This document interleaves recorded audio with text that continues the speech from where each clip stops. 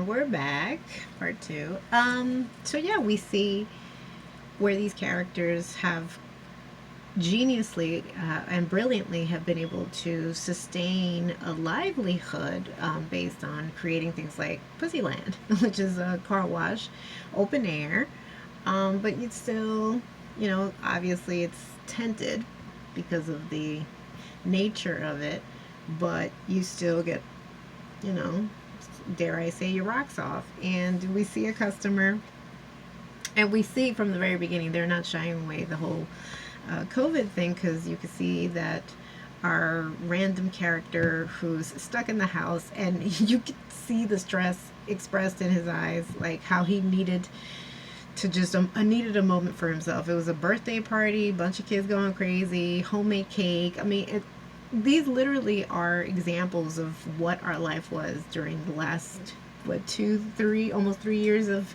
chaos with this pandemic and lockdown. And so you see him go through the whole like car wash experience. We see our fabulous, fabulous Uncle Clifford all decked out. I gotta give it to the costume designers on this show, and how they really like get him all gussied and dolled up. The hair, the wigs, the makeup, even down to the whole PPE version of it, because they are wearing like these glass jar things. And I wish I would have bought one when they were really popular. Now they're no longer so available, but it looked like almost like a fishbowl thing that came in a number of assortment of colors, which is perfect for Uncle Clifford, because again, everything he wears from head to toe matches, and it accentuates the outfit. So the customer's a little scared off by just seeing him, but then he realizes it's like, no, he's just the MC. Relax. And just the way he plays the play on words with the way that Uncle Clifford expresses himself, just so smartly done. And the cape and the drapery. I mean, he gives me Lafayette. Hold on a second. His character gives me Nelson Ellis, who played famously Lafayette on True Blood. And even the way he sometimes laughs to himself, like it's like it's supposed to be like an inner laugh, but still we hear it. Very reminiscent of Tim Curry.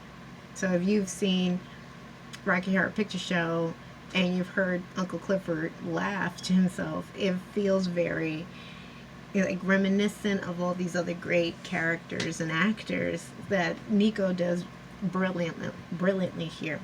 And what I've noticed for episode 1 and episode 2, they're breaking the fourth wall.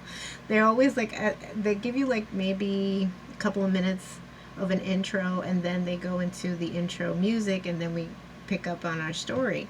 But the way they've been looking at the camera lately, and then giving you that nudge nudge wink wink to the audience, very reminiscent also of like Sex and the City, when it first, like the first few seasons of Sex and the City, and then it just, they tapered off with that way of like looking at the camera and breaking the fourth wall. But I've enjoyed it this season. It kind of gives you that smirk, like, you know why you here. And I love it. I love it.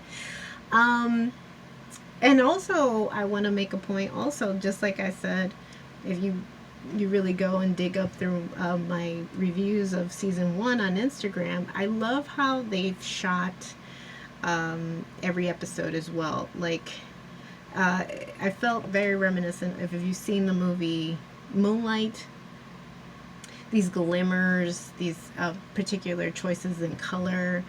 It's very colorful, but at the same time, the way they are able to get black skin on celluloid is just filmed so beautifully and really accentuates the story. So also be on the lookout for that. But the hues and the tones and the purple and the over emphasis of pink, but also there's an ombre effect into purples and blues, hence my flaming colors in the background. But you kind of get that, and watching it, I was impressed with the first season. And it's so funny because the way I came about watching it, I was just kind of like, all right, let me check this out. And I ended up really loving and admiring this show, and also the creator of the show, hold on, Katori Hall. I don't want to mispronounce her name because brilliant, brilliant mind, and also that what the emphasis also here is also showrunners that are women, and so we're getting a perspective of women, and the directors as well are also women. So basically, what we've been so saturated when it comes to male writers, um, the Tyler Perry's saturation effect, that although I'm sure, again, it has its following and people are very loyal to Tyler Perry, for heaven's sake, the man has a whole studio now, but it's through the male's perspective, and we're seeing now what, for heaven's sake, the role of these women is through women. So what better way to get the word off the page onto your screen than coming from a women's perspective? And that's what we see with these characters, from Mercedes to Keyshawn.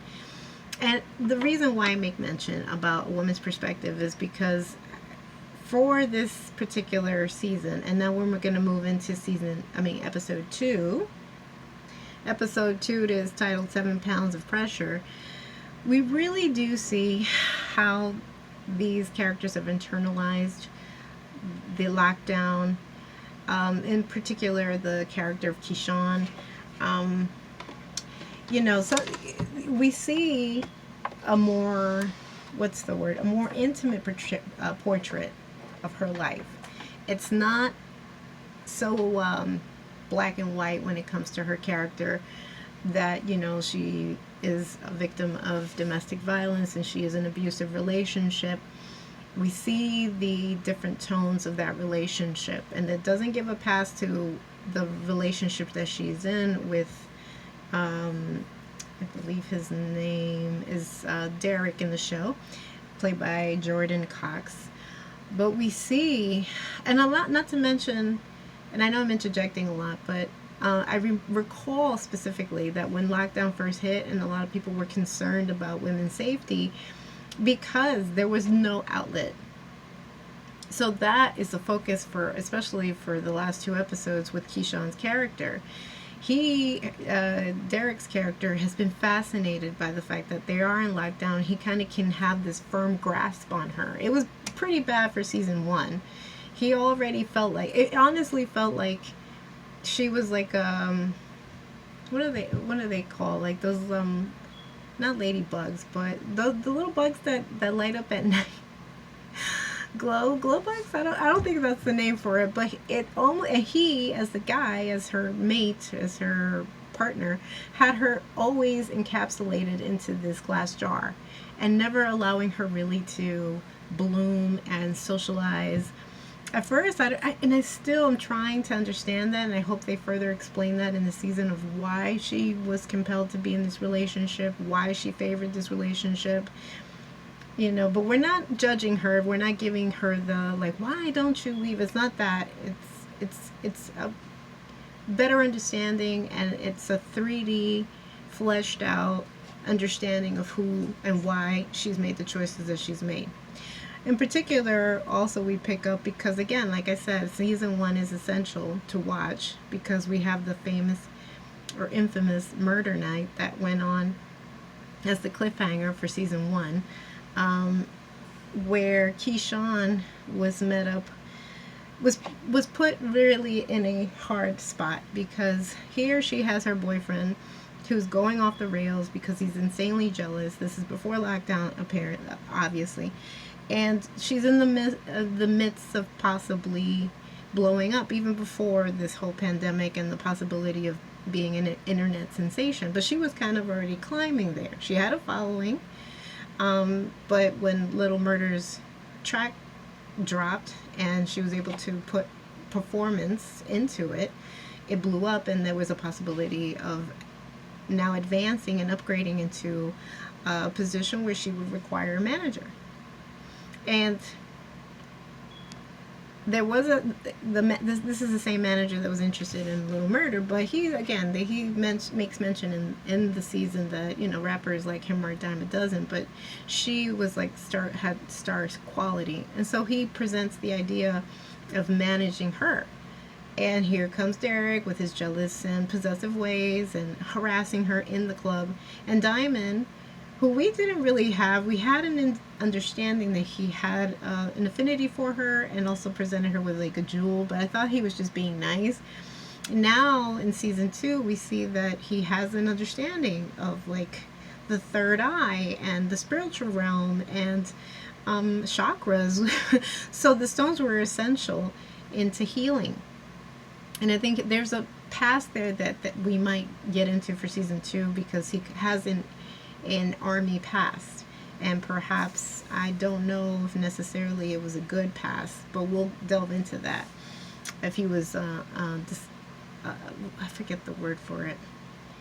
If his past had anything to do with a dishonorable discharge. But we'll get into that. There's inklings of it, but we don't know.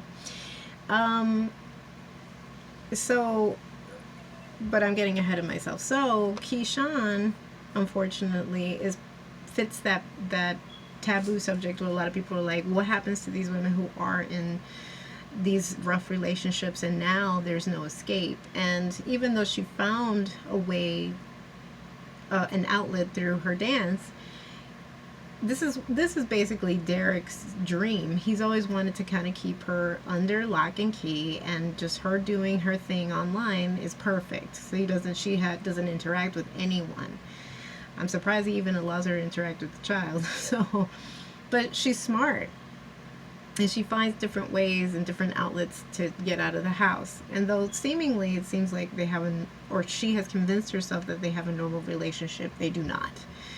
And there are instances here where we know that his behavior is very predatory and very toxic. The fact that the man knows when she is cycling, that he never wants her to leave. That there's a reference towards the end of the first episode and why she makes a decision to do what she does career-wise for episode 2. There's an instance where she's talking to her child that she shares with Derek, and she kind of nestles into the crib with her baby, where it's a very loving mother-daughter relationship, instance here. But it also emphasis on like how she's bound to that room, to that relationship, almost as if she's in a jail cell. And the person who's controlling her freedom is Derek.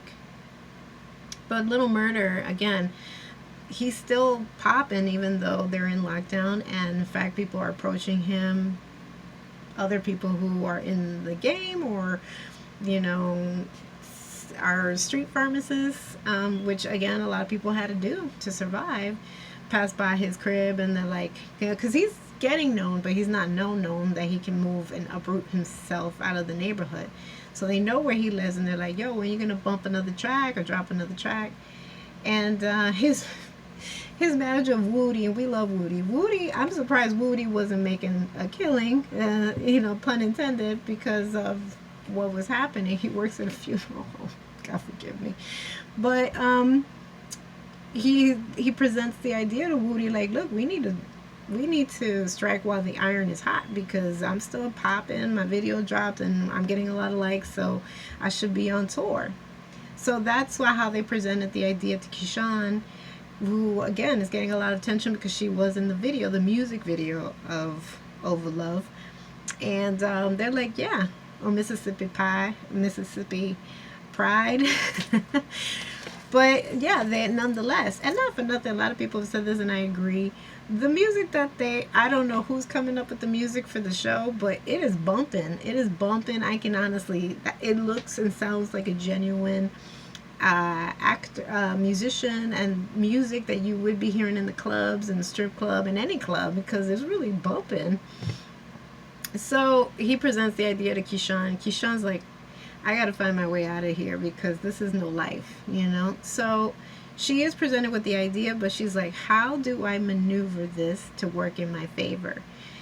And for episode 2, we see that Derek is the typical racist. I asswipe, using his privilege, is upset that because of Murder Night that went under investigation, nobody really saw any consequences. He's annoyed. Diamond in particular, anybody who looks at Keyshawn is just a motive for him to get violent. And he wanted Diamond to see consequences, but the sheriff makes it very known. It's like, well, if I have to, there really wasn't sufficient evidence for that to hold, and if I am to arrest him, I have to arrest you. And again, this is all full of spoilers. Sorry I didn't mention that at the very beginning, but this is spoilers. So if you haven't seen it, watch the episode and then come back. I'll put it in the title and description box below that this is full of spoilers. But nonetheless, fabulous. And then, as the sheriff is explaining that to Keyshawn, then they have a quick conversation, and you see, again, this is what I love about the show, the sensitivity in showcasing these women as human beings, as not just sexual objects to leer at, and they're their own person, and there is a level of respect there, that regardless of what she does, he recognizes her as a former employee. That, yes, believe it or not, the Pink has set up a number of people in supposedly the right direction, because he had another former employee who was working for the mayor's office, and now here's Keyshawn second in getting up there, getting known, getting her face out there, and there's no shame in that. A lot of artists that we know today started out in the club. Eve, Cardi B, for heaven's sake. It's not something that perhaps at one point in time had that stigma. It could be a stepping stone, and that's what they speak on, the sheriff and Keyshawn, in that private moment. But then we later find out that Derek had even been tracking, for heaven's sake, he'd been tracking Keyshawn, and he knew that she was at the Dollar Tree because he tracks her GPS on her phone. Like, this is sick at this point. Thankfully, she finds out, though. That's why I said she's smart. She finds out that whatever Derek was interviewing for, Kay's doesn't go through. So she's not bound to him like that. And she makes it very known, like, look, if we're going to survive, you need to trust me. And somehow she's able to convince him to, yes, let her go on this tour. Because initially, she had to play the whole role of, like, well, if you're not going to provide this, she had to be like the tough customer in front of Derek to kind of calm him into not thinking that she wanted just to escape, or that there's a possibility of her actually having something materialize with Little Murder, or even but not for nothing, he doesn't even know. This is how dumb this man is, her man Derek, because for all we know, their manager who has been looking at her like that, because Little Murder has only eyes for Uncle Clifford. And this is where I love also that somebody who's so hard-edged, very much like Little Murder, has this very romantic and sympathetic side to him, that he's